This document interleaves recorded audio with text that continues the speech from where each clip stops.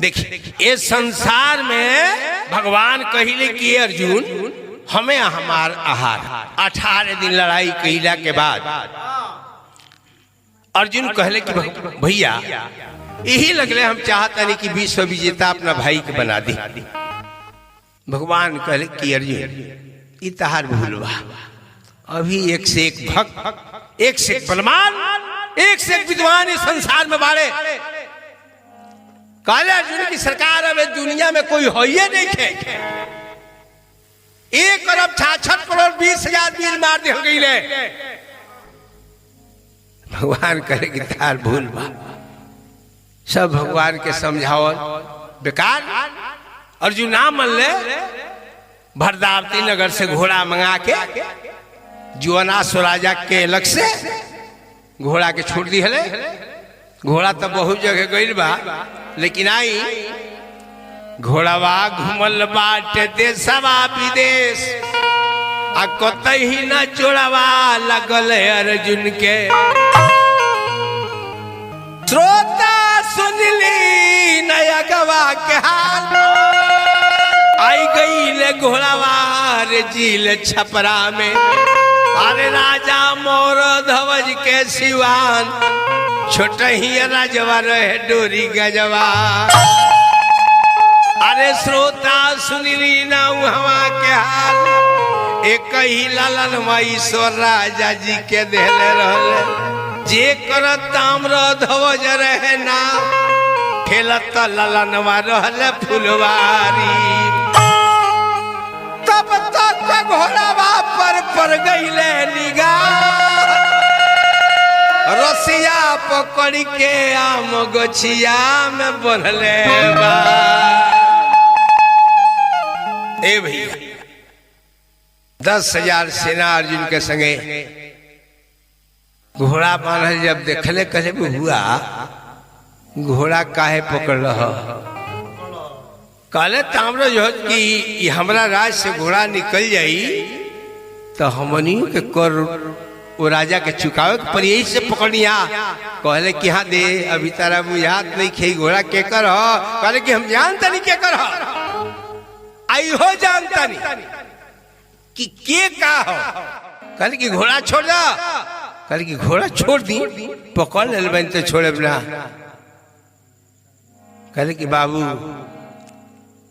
ई घोड़ा लड़ाई खातिर छूटल बा, ताम्र ध्वज करके हमरा का बुझाता मिठाई मिल जाई।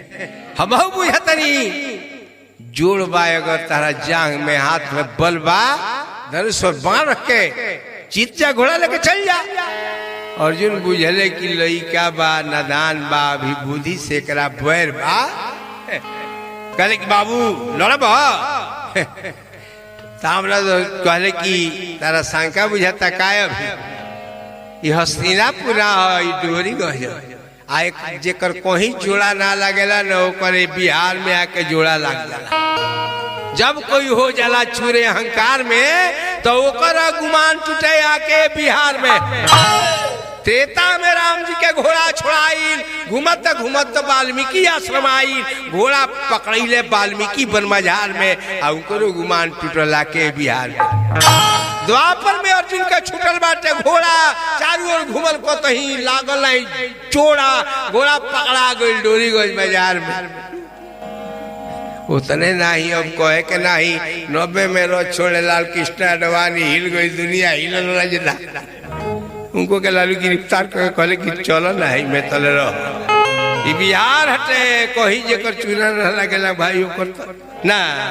अब देख कहले कि तुहार का मजाल बा कि नैनवा मिलाव, तुहार का मजाल के नैनवा मिलाव, तुहार का मजाल बा कि नैनवा मिलाव, तुहार का मजाल के नैनवा मिलाव।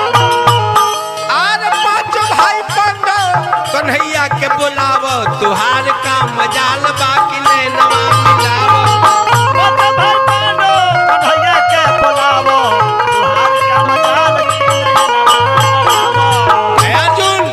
अकेले आई बड़ा सुना अर्जुन।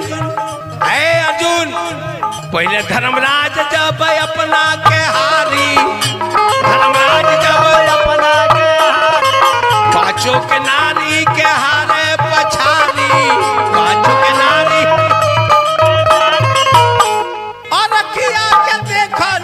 सर के उठाव तुहार का मजाल बाकी ने नवा मिलाव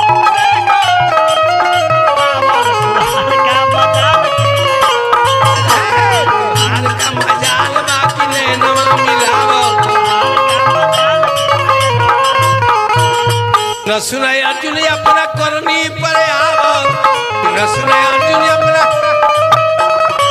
नरहो के नारी के टहल तू बजाव नरहो के नारी के टहल तू बजाव उहेन अर्जुन हुआ राजा विराट के यहाँ जाके हिंजड़ा बन के आ लड़किन के गान विद्या सिखावत रहल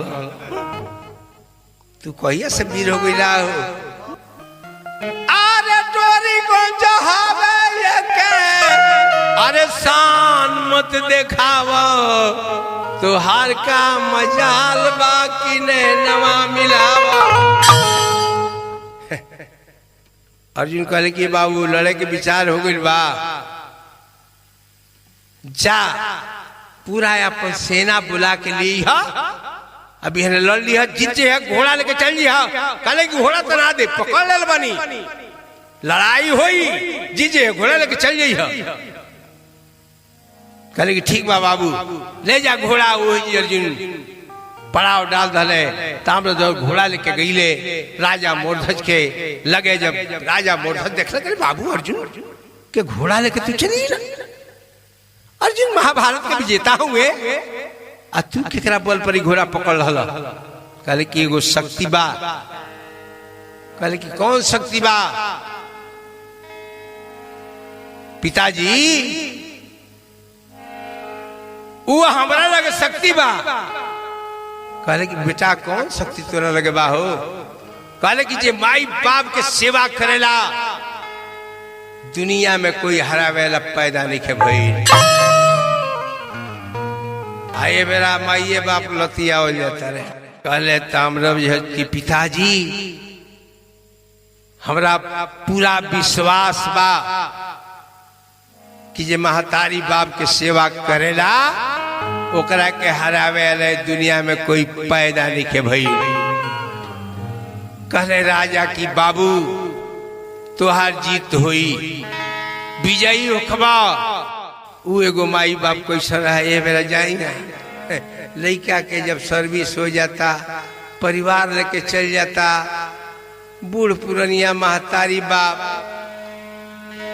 आंख से लोर गिरावता रहे कहता रहे कि ये बाबू का कर बाबू सगरी अरे रुपया कमा के बाछी छुआवल जाता भेंट को लया तो भैया ले जाकर अस्तबल में घोड़ा के बांध ले सवेर महिला स्नान कैले महतारी के नाव कुमदावती रहे कृष्णा जी राजा मूर्धज के पूर्व जन्म महतारी के नाव कुमदावती रहे 5 बहिन रहली 5 बहिन विष्णु दत्त राजा के बेटी लड़का एक ना रहे कब ई सेवा कर देव सुन लिह अब हम मर जाए तो का लेके जाए सोचता है जौन बात तो कुछ दे दी लोग के ए भैया देखिए माई के लगे गईले चरण छुअले कहले कि आज भवानी माँ हमारा अर्जुन से टकराही के बाद आ कितना तुम भुजा में बाटे से हो आज दिखाई के बाद अभिमानी के अभिमान बनल से करो आज छुड़ाही के बाद आ कितना शक्ति बा भक्ति में अर्जुन के हमारा दिखाही के बाद तले अर्जुन के संभर में शंखवा फुकाएला अर्जुन के संभर में शंखवा फुकाए लागल अर्जुन के संभर में शंखवा फुकाए लागल सुनी सुनी महारथी के मन घबराए लागल सुनी सुनी महारथी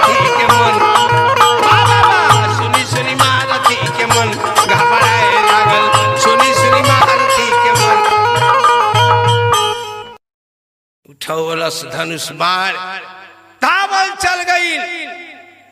अर्जुन देखले कि लड़का ही बुझाता पागल बा।